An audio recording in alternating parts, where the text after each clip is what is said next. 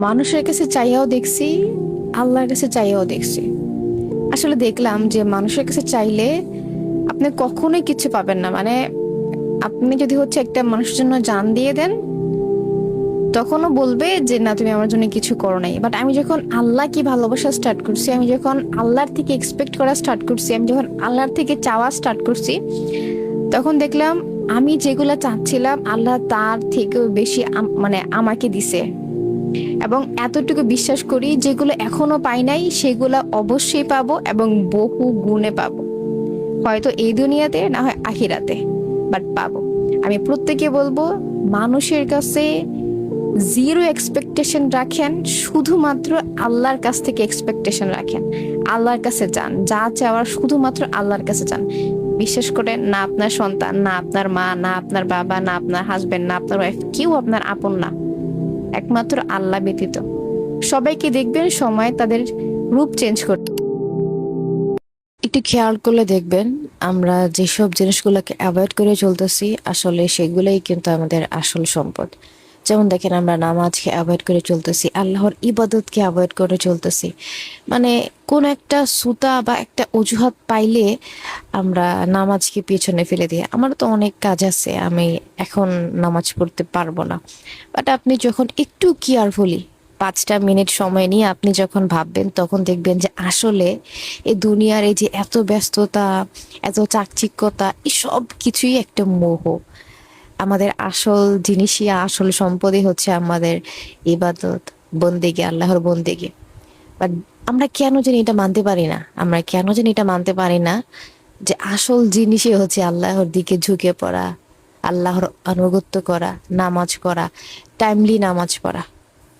But যখন আমরা বুঝবো, তখন আমাদের হাতে আর কোনো সময় থাকবে না, কোনো কিছু করারও থাকবে না। আমাদের এখন উচিত প্রত্যেকের, যারা আমার এই ভিডিওটা আপনারা দেখতেছেন, 5টা মিনিট একটু ভাবেন, একটু ভাবেন। এই যে আমরা নামাজ না পড়ার জন্য অজুহাত দিচ্ছি যে সময় নাই, কাজ আছে, নামাজ পরে পড়তে পারবো, আসলেও কি পরে পড়তে পারবো কিনা, বা সেই গ্যারান্টি আছে কিনা যে আসলে আমি নামাজ পরে পড়ে একদম মাফ টাফ চেয়ে জান্নাতে যেতে পারবো কিনা। ধৈর্য বাড়াইতে চান, নিজের মাইন্ডকে কন্ট্রোল করতে চান, একটা মাত্র ওয়ে বলবো আমি, একটা সিম্পল ওয়ে। আশা করি এতে আপনার অনেক ইমপ্রুভ হবে। জাস্ট একটা কাজ, প্রতিদিন আধা ঘন্টা করে চুপচাপ বসে থাকবেন। ফোন ফোন বাদে হাতে কিচ্ছু রাখবেন না। চুপচাপ আধা ঘন্টা বসে থাকবেন। আপনাকে মানুষ ডাকলেও শুনবেন না। জাস্ট চুপচাপ ভাববেন। আধা ঘন্টা বসে বসে থাকবেন। কোনো প্রকার কারো কথায় রিয়্যাক্ট করবেন না। আপনার কাজ একটা, শুধু বসে থাকা। হাতে কোনো অবজেক্ট থাকতে পারবে না, কোনো ফোন না, কিচ্ছু না, কোনো তাসবিও না, কিচ্ছু না। শুধু আপনি, একদম হ্যান্ডস ফ্রি, মানে হাতে কিচ্ছু নাই। সুন্দর মতো আধা ঘন্টা আপনি বসে থাকবেন। এটা রেগুলার করতে হবে।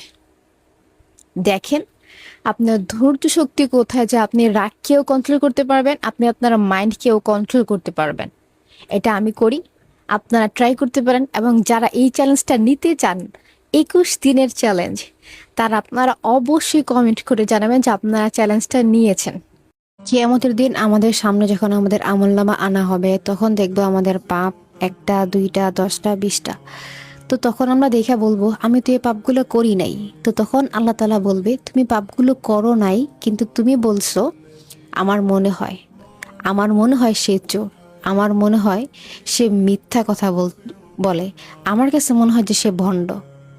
সো এই যে আমার মনে হয়, এই যে আন্দাজে কথা বলা, এইটা কোরআনে স্পষ্ট গোনা বলে বলা হয়েছে, যে এটা হচ্ছে গোনা।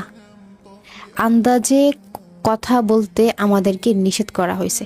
বাট একটাবার ভাবো, আমরা এই পর্যন্ত আমাদের লাইফে কতবার আন্দাজে কথা বলে আসছি, কতবার, কত কত সবার। সূরা কাহাফে বলা আছে যে তোমাদের প্রতিটা কথা রেকর্ড করা হয়। তুমি হয়তো মজার ছলে এটা ওইটা বইলা ফেলো, যার সম্পর্কে তোমার কোনো আইডিয়াই নেই, তুমি নিজেও নিশ্চিত না যেটা সঠিক নাকি মিথ্যা। ওইটা সম্পর্কে হচ্ছে আমি একটা কমেন্ট করে চলে আসি। এখন তো খুব বেশি হয়, যেহেতু কমেন্ট সেকশন আছে, সো আমরা ভাবি যে জাস্ট একটা বইলা আসি, হয়তো সে ভণ্ড। হয়তো সে ওইটা, হয়তো সে সেইটা। তো দেখো, আমরা আরেকজনকে বলার জন্য নিজের পাপ কামাইতেছি। নিজের পাপের পাল্লা আমরা ভারী করতেছি, যেখানে স্পষ্ট বলা হয়েছে যে তোমরা আন্দাজে কথা বলা থেকে বিরত থাকো। আন্দাজে কথা বলা একটা গুনাহ। So, আজকে থেকে একটা রুল বানাও, যেটা সম্পর্কে তুমি জানবা না সেইটা সম্পর্কে কথা বলবা না। তোমার বয়স যতই হোক, আপনার বয়স যতই হোক, এই অভ্যাসটা আমাদের বাদ দেওয়া লাগবে যদি আমরা আমাদের আখিরাতটাকে বাঁচাইতে চাই।